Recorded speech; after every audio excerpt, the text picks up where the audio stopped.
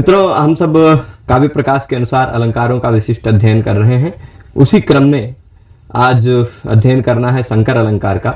आप जानते हैं हमने क्रमशः अनुप्रास से आरंभ करके यूजीसी नेट के पाठ्यक्रम में समाविष्ट सभी अलंकारों का प्रायः अध्ययन किया है।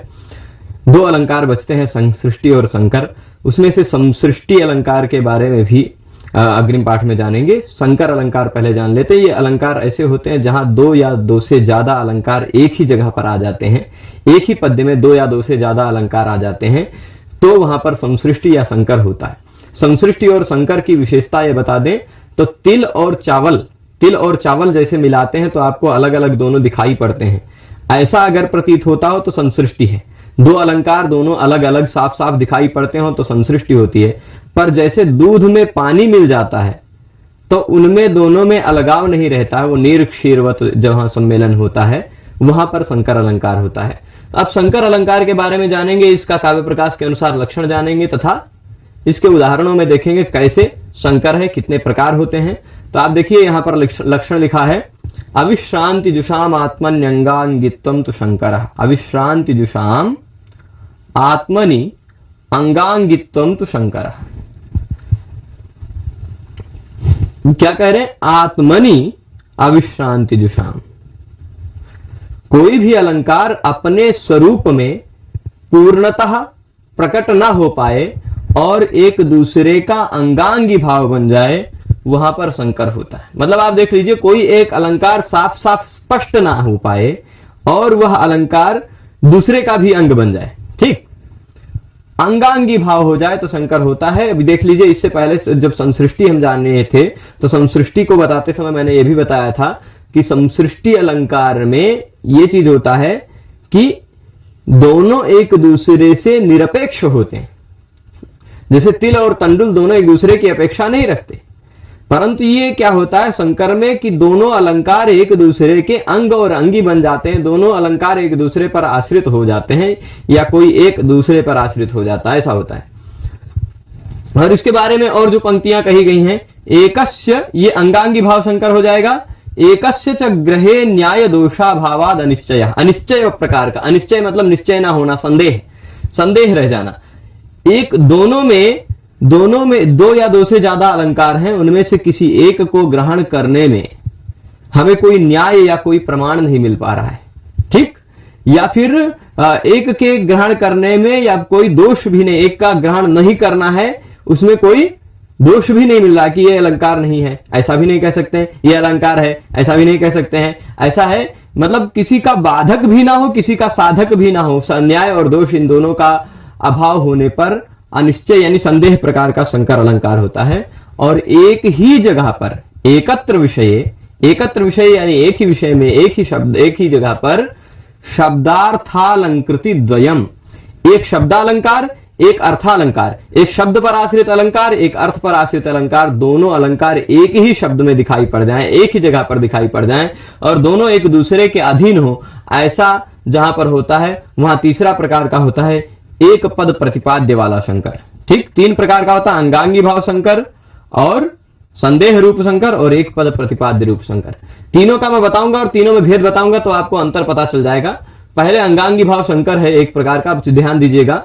शंकर अलंकार के उदाहरण बहुत दिए हैं काव्य प्रकाश में, पर शंकर अलंकार है तीन ही प्रकार का। अंगांगी भाव शंकर जहां पर दो अलंकार, दो या दो से ज्यादा अलंकार एक दूसरे के अंग अंगी बन जाते हैं, दोनों एक दूसरे से इस तरह मिल जाते हैं कि दोनों में अंतर प्रतीत करना थोड़ा सा वो हो जाता है, एक ही जगह पर एक ही शब्द में अंग और अंगी बन के आ जाते हैं, वहां पर अंगांगी भाव शंकर होता है। जैसे उदाहरण देखेंगे, तीन उदाहरण दिया है इसी श्लोक, इसी प्रकार के शंकर के। एक आत्ते सीमंत रत्ने, ये पहला है, ठीक है। आत्ते सीमंत रत्ने मरकति निहृदे हेमताटंक पत्रे लुप्तायाम मेखलायाम झटिति मणितुला कोटि युग्मे गृहीते शोणम बिंबोष्ठ कांत्या त्वदरि मृगदृशाम इत्तरीणाम अरण्ये राजन गुंजा फलानाम सृज इति शबरा नैव हारम हरंती। ये किसी राजा की प्रशंसा करते हुए कोई कवि कह रहा है कि हे राजन, यहां का अर्थ बता देता हूं इसका। हे राजन, आपने अपने सारे शत्रुओं का विनाश कर दिया। तो सारे शत्रुओं का विनाश कर दिया तो क्या होगा? शत्रु लोग जो हैं वो नष्ट हो गए, उन शत्रु की पत्नियां भागकर जंगलों में भटकेंगी, ठीक। शत्रु पत्नियां भाग कर जो जंगलों में भटक रही हैं, तब फिर उनके साथ क्या क्या घटनाएं घट रही है बता रहे हैं कि उनके सीमंत जगह पर, सीमंत मतलब यहां मांग होता है, यहां मांग का रत्न आत्त हो गया। आत्त मतलब क्या, जब जंगल में भागेंगी तो जंगल में कुछ गुंडे होते हैं, शबर जाति की, भील प्रजाति के लोग होते हैं, वो सब उनके आभूषणों को छीन लेते हैं। तो क्या कह रहे हैं, सीमंत का रत्न हरण कर लिया, आदान कर लिया, ले लिया है। मरकत, सीमंत रत्न क्या है, मांग पर यहां पर रखने वाला रत्न है, उसको मरकत रत्न, मरकत मणि कहते हैं। वो मरकत मणि को ले लिया, हरण कर लिया। और हेम ताटंक पत्रे, और फिर उसके बाद और नीचे जो जो आभूषण था सोने का वो भी ले लिया। मेखला, कमर का यहाँ वक्षस्थल पर जो आभूषण था वो भी ले लिया। यहां पर कटिबंध में जो मेखला थी वो मेखला भी छीन ली। मणि तुला नोकोट युग में, मतलब मणि तुला जिसमें है, मणियों की तुला लगी हुई, ऐसे दोनों जो पैरों में नुपुर थे वो भी ग्रहण कर लिया। शबर प्रजाति के लोगों ने क्या क्या कर लिया ये बात बता रहे हैं। जो आपकी कौन है, त्वत अरि मृगदृशाम, तुम्हारे शत्रुओं की पत्नियों की, जो कहां है, अरण्य इत्तरीणाम, जंगल में घूम रही हैं। तुम्हारे शत्रु की पत्नियां जो जंगल में घूम रही हैं, क्योंकि वो सब मर गए तो अब भाग के वो सब जंगलों में भटक रही, इत्तरी हो गई। इत्तरी मतलब जो घूम रही हैं यायावर की तरह। ऐसी तुम्हारी अरिमृगदृशाम, ऐसी शत्रु पत्नियों के सारे रत्नों को छीन लिया गया। क्या, मांग का रत्न ले लिया गया, मरकत मणि जो होता है, टाटंक पत्र मतलब हाथ या वक्ष स्थल पर और जो आभूषण थे वो सब ले लिया गया। मेखला ले ली गई कटिबंध, और पैरों के मणितुला कोटि युग में वो भी ग्रहण कर लिया। ठीक, परंतु जो उन्होंने गले में मोती की हार पहन रखी थी वो नहीं लिया। क्यों नहीं लिया? क्योंकि उन्होंने यहां पर ओष्ठ पर लाली लगा रखी थी। क्या लगा रखी थी? ओष्ठ पर लाली लगा रखी थी, लालिमा, बिंब फल की ओष्ठ है ना, बिंब फल के समान जो होठ पर वो लगा रखी है लालिमा, उस ओष्ठ की कांति से। अब यहां पर आप देख लीजिए, गले में है हार मोतियों का, सफेद मोतियों का, यहां है लाल, इस लाल का प्रतिबिंब इस हार में पड़ रहा है। ठीक, इस लाल का, होठों की लालिमा का प्रतिबिंब गले के हार में पड़ रहा है। तो बिंबोष्ठ कांत्या, उस बिंबोष्ठ कांत्या शोणम, जो शोण वर्ण का, जो सफेद वर्ण का हार है, शोणम हारम, जो सफेद हार है। कैसा हार है? शोण हार है, जो सफेद हार जो है, जो तुम्हारी शत्रु पत्नियों का सफेद हार है, जो उनकी बिंबोष्ठ की कांति से लाल प्रतीत हो रहा है। लाल प्रतीत होगा ना, यहां ओठ लाल है, ये सफेद है, तो इसकी परछाई इस पर पड़ रही, उससे ये भी लाल प्रतीत होने लग जाता, प्रतिबिंबित होने के कारण। तो हे राजन, वो क्या करते हैं, शबर प्रजाति के लोग सोचते हैं कि ये गुंजा फल की माला है। गुंजा फलानाम सृज, गुंजा फलानाम मतलब क्या होता है? गुंजा एक प्रकार का घुंघुची कहा जाता है हिंदी में। अब खोज लीजिए, आप गूगल पर खोज लीजिएगा, गुंजा फल मिल जाएगा। वो एकदम ऐसे गोल गोल मोतियों जैसा होता है, गोल गोल मोतियों जैसा एक प्रकार का छोटा छोटा फल होता है, घुंघुची कहते हैं। तो वो हे राजन, वो शबर लोग सोच रहे हैं कि उन्होंने जो तुम्हारी शत्रु की पत्नियों ने जो माला पहन रखी है, वो मालाएं कैसी हैं? वो गुंजा फल के सृज आए हैं। क्या है? गुंजा फलानाम सृज, गुंजा फल के सृज हैं। ऐसा सोच करके शबर प्रजाति के लोग उनके हार का हरण नहीं कर रहे हैं, नहीं वह हारम हरंती। ठीक है, तो ये बात हो जाएगा। यहां पर अब आप भाव यदि समझेंगे तो भाव समझने में आपको पता चलेगा कि यहां पर दो अलंकार है। एक अलंकार है तदगुण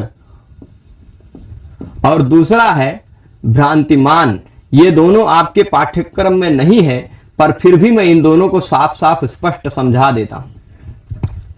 तदगुण का तात्पर्य होता है माले ने, हार ने ओठ की कांति का गुण धारण कर लिया, लालिमा, रक्तिमा धारण कर लिए, इस कारण तदगुण अलंकार है ना। तो बिंबोष्ठ कांत्या जो शोण है, उसमें बिंबोष्ठ की कांति का, उस कांति का वर्ण माला ने धारण कर लिया, इसलिए तदगुण अलंकार भी है। और शबर लोगों को वहां पर ये गुंजा फल का सृज है, ऐसा जो भ्रम हो रहा है, इसके कारण भ्रांतिमान अलंकार भी है। बताइए, दोनों अलंकार एक दूसरे के आश्रित हैं कि नहीं?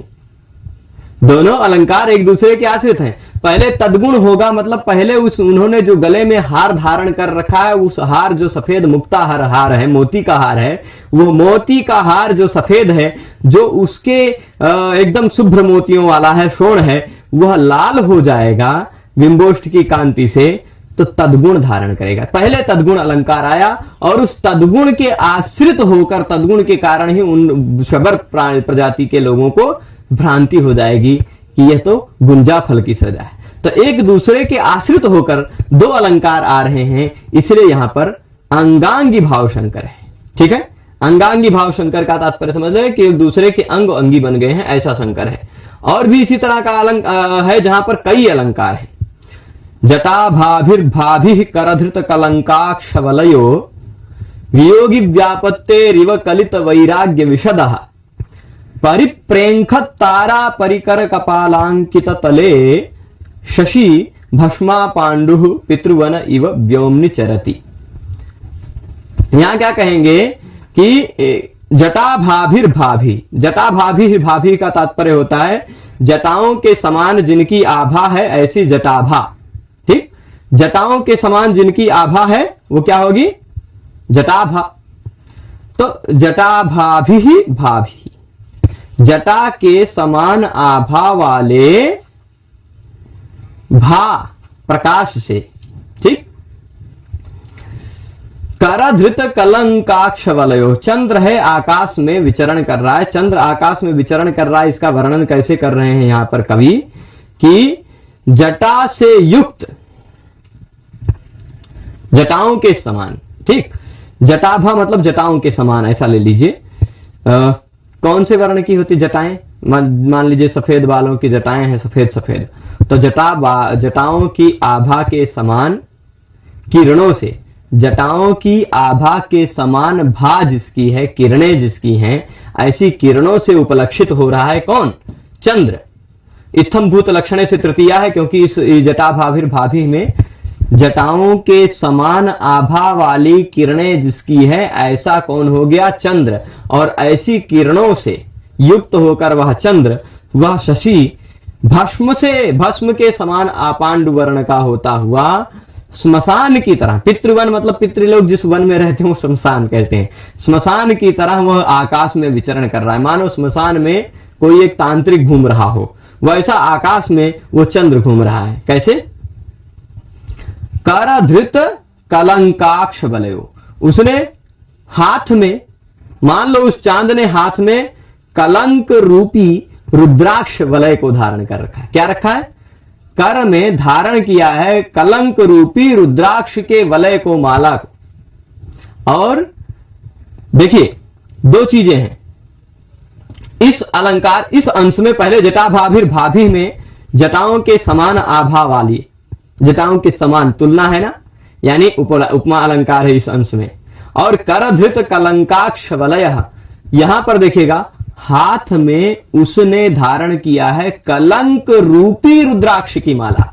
अच्छा, तांत्रिक लोग जो घूमते हैं हाथ में रुद्राक्ष की माला धारण करके रखते हैं ना, तो चंद्र यदि तांत्रिक की भांति घूम रहा है आकाश में, तो उसने रुद्राक्ष की माला हाथ में धारण कर रखी है ना। कौन सी रुद्राक्ष की माला? कलंक रूपी रुद्राक्ष की माला। कलंक रूपी, कलंक में और रुद्राक्ष की माला में भेद नहीं रह गया, अभेद बताया गया, आरोप किया गया, इसलिए रूपक है। तो कलंक रूपी रुद्राक्ष की माला को उसने धारण किया, करधृत कलंकाक्ष वलय। ठीक है, आगे क्या है? वियोगी व्यापत्तेरिव। देखिए, जो लोग वियोगी होते हैं ना, जो लोग वियोगी होते हैं, अकेले होते हैं, उनको विपत्तियां पड़ जाती हैं। कोई साथ में हो, प्रेयसी, प्रेमिका इत्यादि या पत्नी हो, तो बात अलग है, तो वो वियोगी नहीं रहता है ना, तो उसकी विपत्तियां नहीं आती हैं उसकी, ऐसा कहते हैं। जो वियोगी लोग होते हैं उनकी विपत्तियां हो जाती हैं, उन पर विपत्तियां आ जाती हैं, है ना। वियोगियों के नाश हो जाता है, वियोग में बहुत सारे लोग मर जाते हैं, उनके ऊपर विपत्तियां, विभिन्न प्रकार की आपत्तियां आ जाती हैं। इसी कारण चांद क्या सोच रहा है? इव, संभावना कर रहे हैं, मानो उसने देख लिया कि वियोगी लोग मर जाया करते हैं, नाश हो जाया करते हैं, इसीलिए मानो उसने वैराग्य को धारण कर लिया है। कलित वैराग्य विशदा, मानो उसने क्या कर लिया है? उसने वैराग्य को धारण कर लिया है। विषयों के प्रति उसका जो अनुराग था वह अनुराग समाप्त कर दिया है उसने, है ना।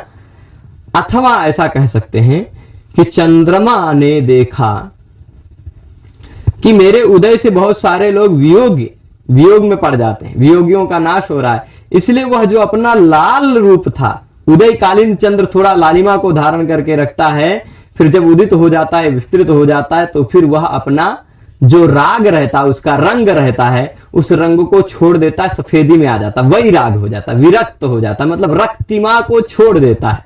ठीक, तो वैराग्य विशदः यानी सफेदी को धारण कर लिया है उसने, चांद ने, ऐसा भी अर्थ लिया जा सकता है। ठीक, यह विषयों के प्रति अनुराग से युक्त हो गया है, अनुराग से रहित हो गया है, अथवा लौहित्य के रक्तिमा के अभाव से युक्त हो गया है, मतलब लालिमा नहीं रह गई, लालपन खत्म हो गया चांद का। ठीक है, इसलिए सफेद हो गया। तो यह भी अर्थ है। अब यहां पर देखिए, इस लाइन में आपको उत्प्रेक्षा दिखाई पड़ेगी। उत्प्रेक्षा यानी संभावना, संभावना है ना, कि मानो वह इसलिए सफेद हो गया है चांद कि देख रहा वियोगी लोग विपन्न हो जा रहे हैं, अथवा वह चांद वैरागी बनकर आकाश में इसलिए घूम रहा है क्योंकि देखता है कि वियोगी लोग नष्ट हो जा रहे हैं, है ना। दोनों तरह अर्थ लिया जा रहा, संभावना ही है, यहां संभावना ही है, इसलिए उत्प्रेक्षा है। तो आपको यहां पर उपमा भी दिखी, यहां रूपक दिखा, यहां उत्प्रेक्षा दिखी। आगे देखिए, परिप्रेंखत तारा परिकर कपालांकित तले। अच्छा, विशदा में, विशदा का तात्पर्य लेने पर वैराग्य विशदा में विशद शब्द में श्लेष भी है।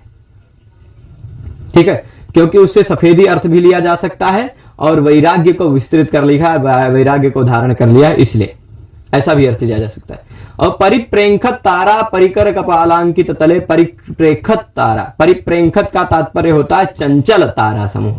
ठीक, परिप्रेंखत तारा परिकर, परिप्रेंखत मतलब होता है चंचल तारा समूह, चंचल तारा समूहों के बीच में घूम रहा है ना चांद। तो परिप्रेंखत तारा परिकर कपालांकित तले, वो कपाल है, समझ लीजिए, जब तांत्रिक लोग घूमते हैं ऐसा हाथ में कपाल लेकर घूमते ना, तो वैसे ही ताराओं के समूह रूपी कपाल में रखा है ना। और वही भस्म उस कपाल में अंकित, कपाल से अंकित जो तल है, आकाश कैसा है, आकाश में देख लीजिए ऐसे तारे टिमटिमाते रहते हैं, तो तारे नहीं है, मान लो छोटे छोटे वो कपाल हैं, अस्थियां हैं, हड्डियां हैं सफेद सफेद, और उस हड्डियों से अंकित तल वाला यह जो आकाश है, ये पूरा मान लो श्मशान है ना। उस श्मशान में मानो यह शशि भस्म से आपांड होकर, भस्म से सफेद होकर, वह श्मशान की भांति आकाश में विचरण कर रहा है। कौन? शशि, चंद्र। चंद्र आकाश की भांति श्मशान में, श्मशान की भांति आकाश में विचरण कर रहा है। पितृवन मतलब पितरों का वन, जो मर गए वो सब पितृ हो जाते हैं, उनका वन, यानी श्मशान की भांति वह घूम रहा है। अब यहां पर देखिए, इस अंश में उपमा है, इस अंश में रूपक है, यहां पर उत्प्रेक्षा है, यहां पर श्लेष है। ठीक है, ऐसे कई अलंकार हैं, पर वह सारे एक ही अर्थ के, एक ही चांद के घूमने के अंगांगी बन गए, है ना। आप अंगांगी कैसे बन गए? अगर चांद को आप तांत्रिक बनाएंगे कि वो तांत्रिक बन के घूम रहा है, तो इसकी उत्प्रेक्षा लेनी ही पड़ेगी, नहीं तो नहीं बनेगा चांद। यहां आपको उपमा देनी पड़ेगी तभी बन पाएगा, नहीं तो नहीं बन पाएगा, है ना। तो एक ही चांद को तांत्रिक बनाकर घुमाने के लिए आपको उपमा का भी आश्रय लेना पड़ेगा कि जटाओं के समान उसकी आभाएं हैं, ऐसा लेना पड़ेगा, है ना। तो यानी ये सारे अलंकार एक चांद को पितृवन में घुमाने के, इसलिए श्मशान में घुमाने के लिए अंगांगी भाव बन जाते हैं, इसलिए अंगांगी भाव शंकर भी है। और भी उदाहरण दिया इन्होंने, राजति तटीयम अभिहित। यहां पर देखिए शब्दालंकार है। ठीक, क्या है? एक शब्दालंकार, एक अर्थालंकार, शब्दार्थालंकृति द्वयम, एक शब्दालंकार एक अर्थालंकार।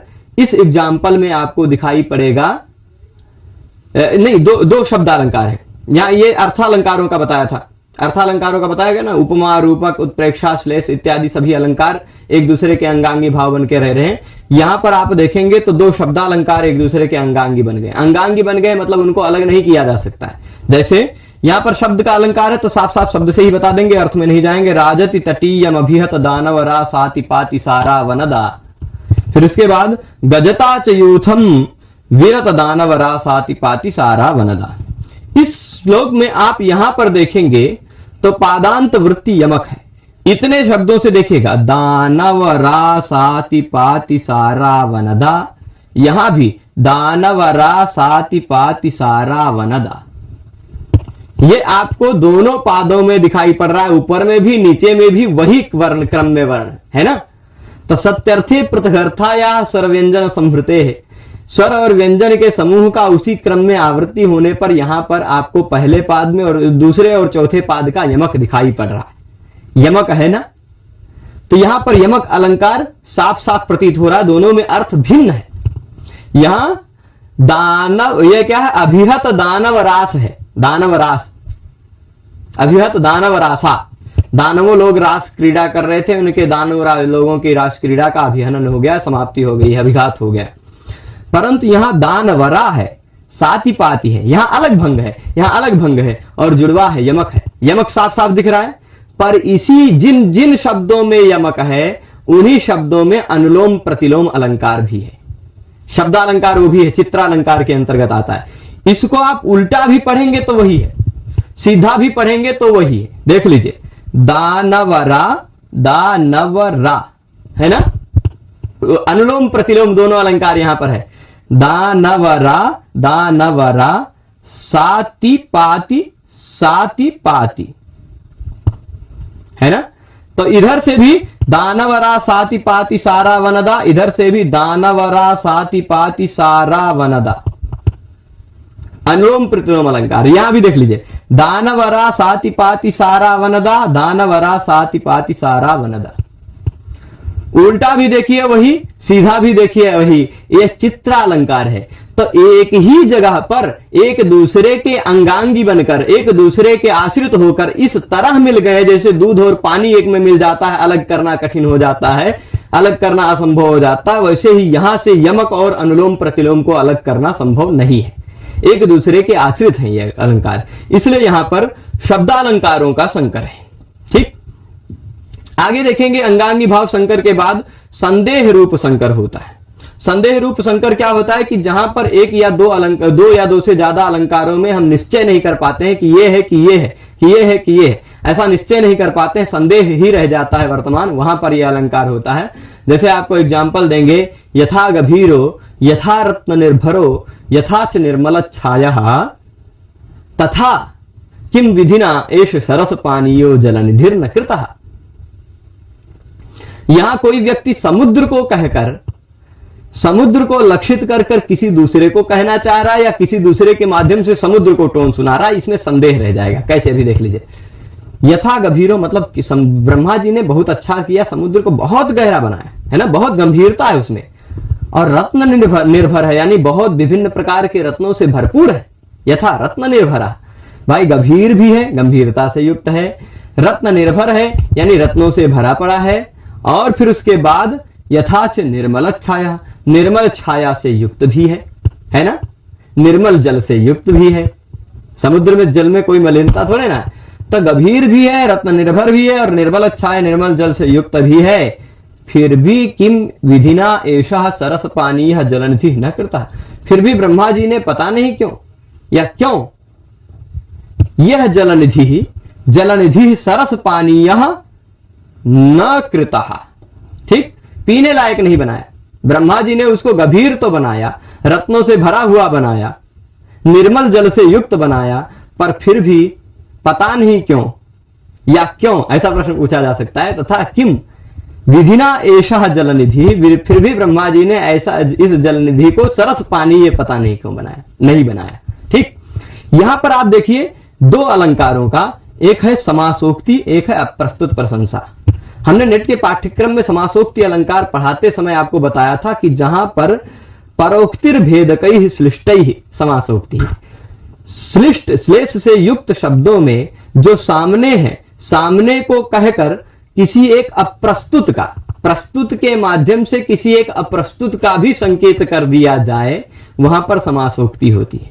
ठीक, ये क्या होता है, किसी एक प्रस्तुत के माध्यम से किसी एक अप्रस्तुत की बात कह दी जाए, वहां पर क्या होता है, समासोक्ति, और उसी का विपरीत होता है अप्रस्तुत प्रशंसा। समासोक्ति का विपरीत ही होता है अप्रस्तुत प्रशंसा, यानी अप्रस्तुत जो है उसकी बात करते हुए प्रस्तुत को लक्षित कर देना, है ना।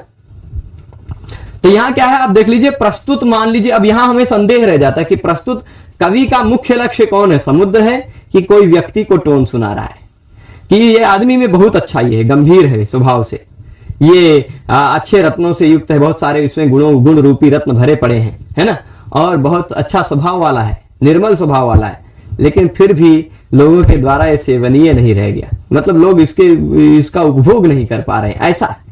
या कोई एक व्यक्ति विशेष या कोई एक राजा विशेष या कोई एक महापुरुष विशेष को परिलक्षित कर रहा है क्या कवि, समुद्र के माध्यम से। यदि प्रस्तुत समुद्र के माध्यम से अप्रस्तुत उस व्यक्ति को संचित कर रहा है तो समासोक्ति है, और यदि अप्रस्तुत उस पुरुष को लक्षित करने के लिए या ये इस पुरुष को के माध्यम से समुद्र को परिलक्षित कर रहा है तो अप्रस्तुत प्रशंसा है। ये दोनों अलंकार थोड़ा हमने पढ़ाया नहीं है विस्तृत से, इसलिए इसको संक्षेप में बताएं तो अप्रस्तुत प्रशंसा है कि समासोक्ति है, संदेह बना रह जाएगा, इसलिए संदेह रूप शंकर है। हाँ, यहां पर आगे अच्छा समझ में आएगा, इस श्लोक में संदेह रूपी शंकर ज्यादा अच्छा समझ में आएगा। नयनानंददायेन्दोर्बिंब में तत्प्रसीदति अधुनापि निरुद्धाशम अविशीर्णमिदं तमहा। मैं इधर आ जाता हूं। नयनानंददायेन्दो, नयन यानी नेत्र को आनंद देने वाले चंद्र का यह प्रतिबिंब प्रसीदति, प्रसन्न है, यानी प्रसन्न चांद दिखाई पड़ रहा है। क्या है, पूर्णिमा होगी, ऊपर आकाश में चांद बढ़िया सा दिखाई पड़ रहा होगा, चांद की किरणें भी होंगी। क्या, नयन को आनंद देने वाले चांद का यह बिंब या चांद का प्रतिबिंब या कह दीजिए चांद का स्वरूप, एतत् यह प्रसीदति प्रसन्न है, खिला हुआ है ना। फिर भी अधुनापि अभी भी निरुद्धाशम, निरुद्धाशम मतलब इदम तमहा, फिर भी अधुनापि इदम तमहा, अभी भी यह अंधकार। देखिए चांद का बिंब जो है वह प्रसन्न है, प्रसीदति, फिर भी क्या है, यह अंधकार अभी भी निरुद्धाशम, मतलब आशा यानी दिशा, सारी दिशाओं को निरुद्ध यानी अवरुद्ध करके यह अंधकार अभी भी है, अविशीर्ण है। चांद भले पूरी तरह खिला है, चांद भले ही नयन को आनंद दे रहा है ना, चांद नयन आनंददायी इंदु का बिंब भले ही प्रसीदति, परंतु अभी भी यह तम, यह अंधकार अविशीर्ण है। अविशीर्ण है मतलब यह अंधकार समाप्त नहीं हुआ है। अब बताइए यह बात कवि क्यों कह रहा है? कई बातें हो सकती है इस जगह पर, कई ढंग से प्रश्न बन सकता है। भावार्थ क्या है कि चांद का बिंब भले प्रसीदति, मतलब चांद का बिंब भले खिला हुआ है, पर फिर भी अभी भी अंधकार समाप्त नहीं हुआ है। सारी दिशाओं को अवरुद्ध करके यह अंधकार अभी भी वर्तमान है। यहां पर कई तरह से प्रश्न पूछा जा सकता है, कई तरह के प्रश्न पूछा जा सकता है। क्या प्रश्न पूछा जा सकता है? यहां पर देखेंगे, एक प्रश्न यह हो सकता है, यहां पर कितने संदेह कैसे होगा, क्या यह काम का उद्दीपन कराने के लिए प्रकारांतर से कही जा रही है बात? हो सकता है एक युवक एक युवती हो, दोनों साथ में बैठे हों और उन दोनों में काम का उद्दीपन ना हो रहा हो, वो सोच रही हो कि चांद खिला हुआ है लेकिन उजाला है, कोई लोग देख लेंगे। हो सकता है ना, हो सकता है चांद है, पूर्णिमा वाली रात है, उजाली रात है, अगर हम कुछ एक दूसरे से मिलेंगे तो कोई देख लेगा तो रात से खुल जाएगा, ऐसा कुछ हो तो उसका प्रिय उससे कह रहा है भले ही चांद का बिंब खिला हुआ है फिर भी अधुनापि इदम तमः अविशीर्णम, फिर भी अभी भी यह अंधेरा समाप्त नहीं हुआ है। तो अब एक संदेह ये इसलिए कहा जा रहा होगा, हो सकता है ना, अर्थ से ऐसा प्रतीत हो रहा है ना कि यह बात काम का उद्दीपन करने के लिए, उसमें काम का उद्दीपन हो, वो बात माने, उसके लिए यह बात प्रकारांतर से कही जा रही है, ऐसा हो सकता है। तो ऐसा जहां पर होता है वहां पर्यायोक्त अलंकार होता है। कौन सा? कोई बात दूसरी बात पर्याय में कह दी जाती है तो पर्यायोक्त अलंकार होता है। अथवा ऐसा कह दें कि मुख है, ये तुम्हारा मुख अभी भी प्रसन्न है, तुम्हारा ये अभी, ऐसा कह दें कि मुख में ही रूपक कर लेंगे, क्या कि तुम्हारा ये मुख रूपी चांद अभी भी नयन का आनंद देने वाला, तुम्हारा यह मुख रूपी चांद अभी भी प्रसन्न है और अभी भी ये तम, यह अंधकार अभी समाप्त नहीं हुआ है, यानी अभी हमें मिलने का समय है, ऐसा कहा जा रहा है। यानी मुख में चांद का आरोप कर दिया गया, या मुख में ही चांद की अतिशयोक्ति कर दी गई। आरोप करने से रूपक भी हो सकता है, अतिशय उक्ति करने से अतिशयोक्ति भी हो सकता है। क्या है यहां, कहां नहीं जा रहा है, कल कहां नहीं जा सकता है ना, कि अतिशयोक्ति है। अथवा क्या यह देश रूप मुख का चंद्र में रूपक अलंकार हो गया। अथवा एक प्रश्न और भी हो सकता है कि वह चंद्र भी प्रसिद्धति और तुम्हारा यह मुख भी प्रसिद्धति, दोनों का प्रसिद्धति इस एक ही क्रिया से, मुख और चंद्र का दोनों का एक ही क्रिया से समन्वय होने के कारण दीपक अलंकार भी हो सकता है ना। अथवा आगे क्या कहेंगे कि चंद्र और मुख दोनों है ना, दोनों में दोनों के प्रस्तुत होने के कारण, चंद्र जिस तरह प्रस्तुत किया गया उसी तरह मुख भी प्रस्तुत किया गया, दोनों के एक ही ढंग से प्रस्तुत होने के कारण तुल्य योगिता है। तो एक ही जगह पर कई अलंकार हैं, पर निश्चित नहीं हो पा रहा है, संदेह ही रह जा रहा है कि इसको माने कि इसको माने कि इसको माने, तो इस कारण से इसको माने कि इस कारण से इसको माने, यहां पर संदेह संकर अलंकार होता है। इस तरह की जहां व्यवस्था होती है वहां संदेह संकर होता है। फिर उसके बाद तीसरा प्रकार जो संकर अलंकार का है वह एक पद प्रतिपाद्य रूप संकर है। एक ही शब्द में स्फुट में एकत्र विषय शब्दार्थालंकृति द्वयम, जहां पर एकत्र विषय, एक ही विषय में, एक ही जगह पर, एक ही शब्द में, एक ही कोई शब्द है, उसी शब्द में शब्दालंकार भी दिख जाए, अर्थालंकार भी दिख जाए, तो वह होता है।